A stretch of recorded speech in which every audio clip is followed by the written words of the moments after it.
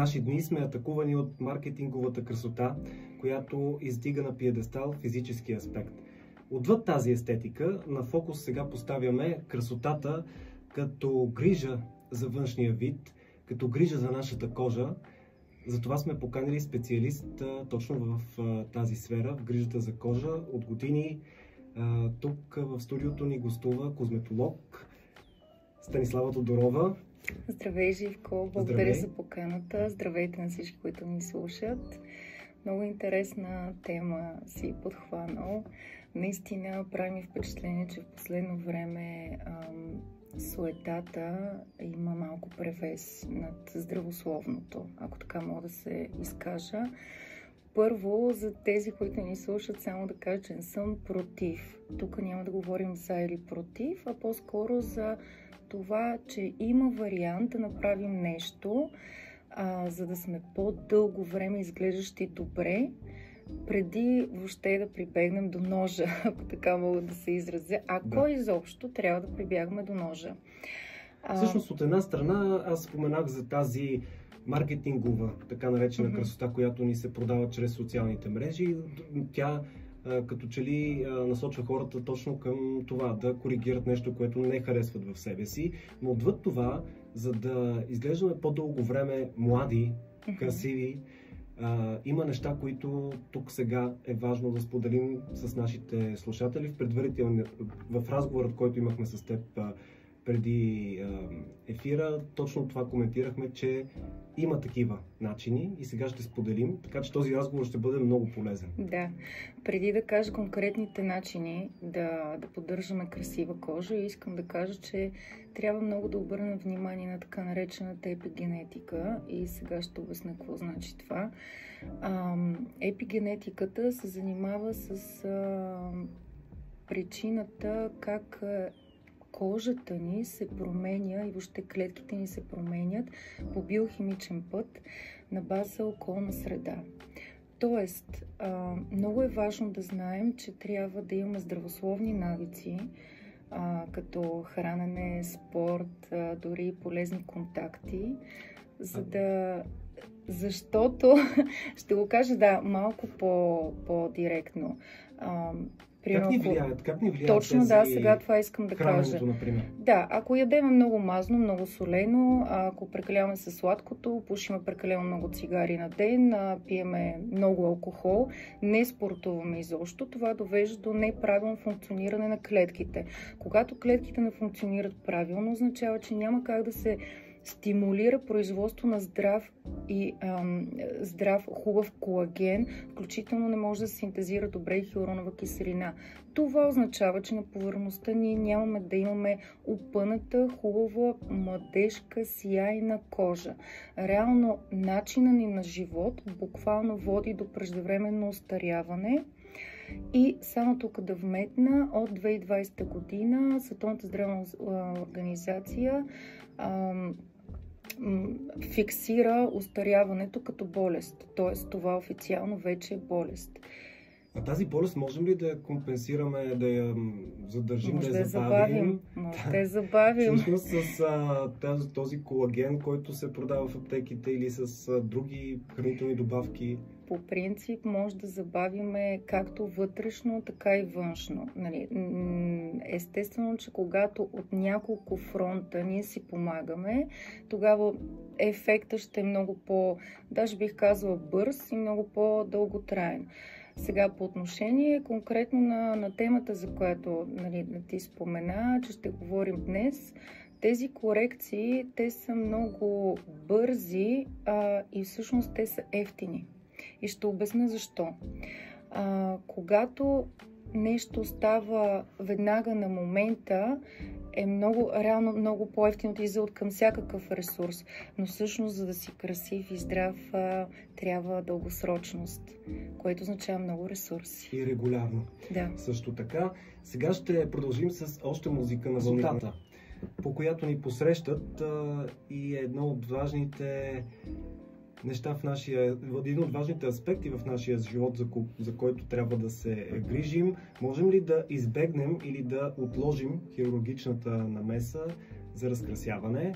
по тази тема сме поканили Станислава Тодорова, която е козметолог и извършва точно такъв тип практики, които не са хирургична намеса, а в същото време правят нейните клиенти да изглеждат добре. Темата е полезна както за жените, така и за мъжете. Ще разберете защо. Да слушам до края. Как помагаш ти на твоите клиенти? Аз помагам по много начини. Много държа на обучителния подход. За мен, когато започне един човек да се грижи, сега специално за жените ще говоря, защото при тях признаците са много по-рано във времето, много по-бързо. Това естествено си има обяснение, защото ниското производство и липсата на производство на женски полови хормони дава много голям крах, така ако мога да се изразя, на визията на една жена, което вече спада, нали, вижда се след 40 годишна възраст, в смисъл спада възрастта.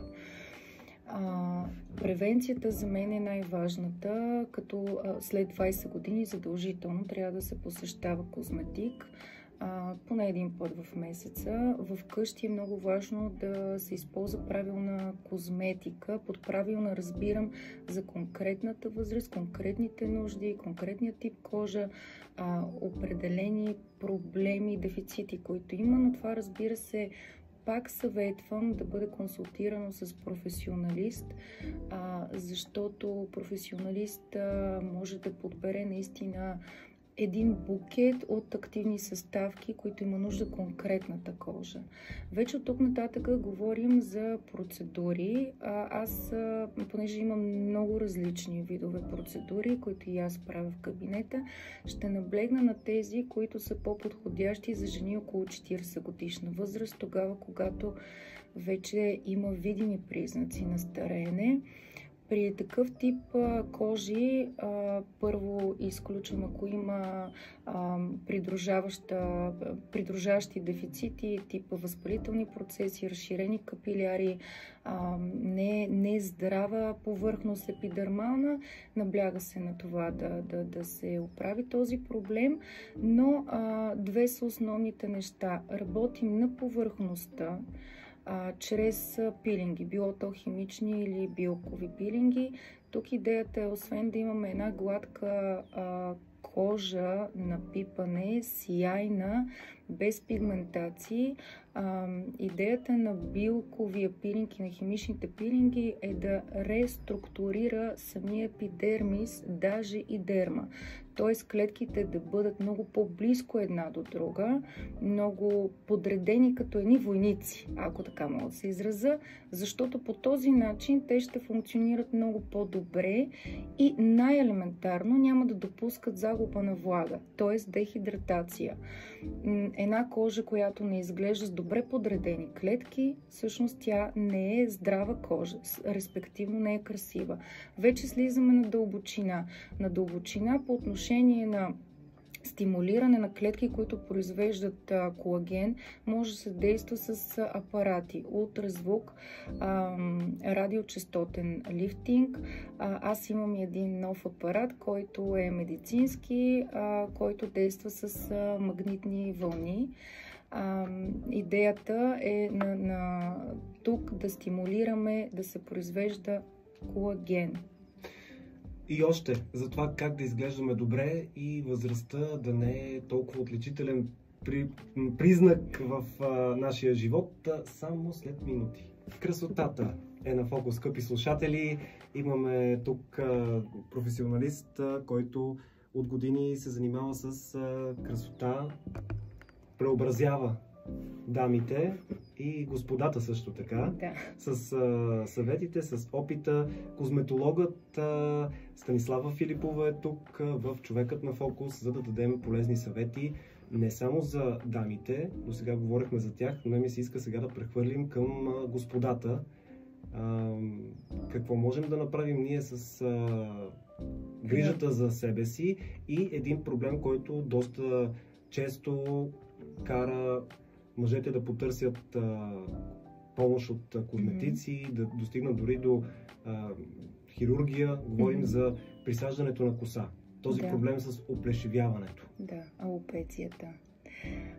Това наистина е проблем, който може да се нарече както генетичен, така и епигенетичен. Всъщност причините може да са много, като извън генетичните, т.е. наследствена обремененост, бих казала, че стреса тук влияе много голяма роля за това да имате проблем, който знам, че много ви пречи. Има също решение за това. Конкретно правят се процедури мезотерапии, било то иглена или микроиглена, както и една процедура PRP. Какво представлявате? PRP-то по принцип се прави от лекари в такива дерматологични центрове, клиники. Взима се кръв от човека, там с една машина неговата плазма се извлича и буквално тя се инжектира в скалпа. Тук идеята е на всичките тези, това са типове мезотерапии. Идеята е да се направи едно микротравмиране на самата кожа, за да може да стимулира производство и на колаген, и самия фоликул да бъде подхранен, защото тогава и се повишава метаболизма, уросява се, т.е. кръвоснабдява се зоната и респективно се влагат активни съставки, които са насочени за стимулиране растеж. Аз мога да споделя, че на един много мой близък мъж правя такава процедура. И това е съпруг. Да. Така да го кажем. Да. Има ефект това? 6 процедури съм направила и има страхотен ефект. Видим ефект. Не просто... В смисъл с просто око. И аз съм много щастлива, защото наистина знам, че това много ви пречи на вас за самочувствието. Така, наистина и доста станаха популярни тези присаждания. Тоест ти казваш, че можем да вземем мерки преди това. Да се стигне да избегнем присаждането, когато правиме, то не е точно превенция. В момента, в който се види, че леко започва едно уредяване, особено в предната част на линията на косата, и то може би от двете страни над слепоочието, тогава вече да се потърси такъв тип процедура, да се направят 1-2 курса по 5-6 процедури и да се види резултата. Но вече когато има наистина много голямо уредяване, няма какво да се стимулира. И тогава вече това е същото, ако примерно да речем една жена на 50 и без да използва никакви козметични продукти, без да има козметична грижа при професионалист, изведнъж иска да има много пъната и хубава кожа. Това няма как да стане вече с козметични процедури и с кремчета. Кое е това послание, което би искала да дадеш към нашите слушатели, което смяташ, че като цяло хората много често подценяват в грижата за външния вид, ако въобще има грижа, всъщност? Има грижа. Просто да се започне от по-рана възраст, около 20 години. Не е нужно да се правят скъпи неща, не е нужно да се ходи всеки месец по 2 пъти. Просто изберете си вашия козметик или козметолог, който да се грижи правилно насочено, за да имате дълготраен ефект, за да може да превентирате остаряването на тази кожа. Много леко, много елегантно, с поддържащи процедури, с подходящата козметика. Това е и за мъже, и за жени. Има как. Самата аз се грижа по този начин. Така, наистина и със всеки ден, всъщност с малки стъпки, всеки ден можем да забавим този процес, да се чувстваме добре в кожата си. Това е най-важното. Много ти благодаря за всичко това, което сподели. Това беше Станислава Филипова,